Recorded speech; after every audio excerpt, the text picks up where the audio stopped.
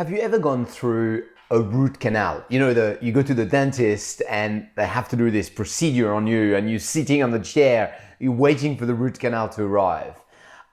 If you have, you probably don't remember that as a very pleasant experience. Well, there's a company called Clarison, and they were doing a study about meetings, and they found that 8% of the people who responded to this study would rather go to a root canal than attend another meeting. Bonjour, this is Cyril from Work Smarter Better. In this video, I want to share one simple tip that can improve your meeting effectiveness.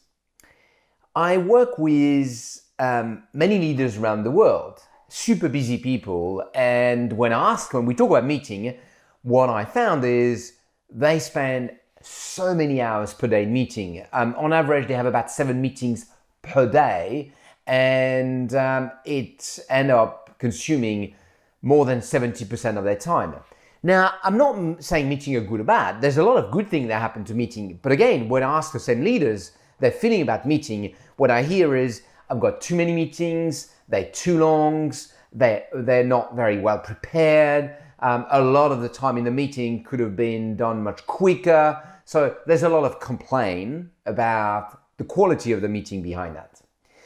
I ask people a very simple question. Think about the last 10 meetings you attended, and out of those 10 meetings, how many were really unique?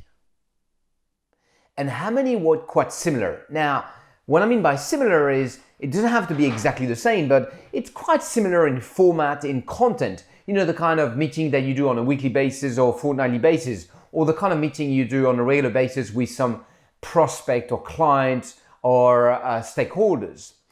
And the answer I get from the people I work with is roughly about 80% of the meeting they do are quite similar. And so my question for them is, if that's the case, why wouldn't you follow a recipe?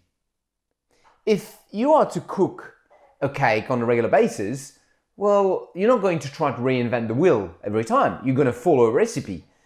It should be exactly the same for your meetings. And so what I suggest to them is to use a framework. I personally use a 9-box framework. I do a 3x3, so I do 9 boxes. And I try to think about my meeting in those 9 boxes. What do I say at the beginning? Kind of a quick introduction. Then I go to the M and the agenda of the meeting. Then I have a quick discussion. So I'm really trying to think about what are the different tempo.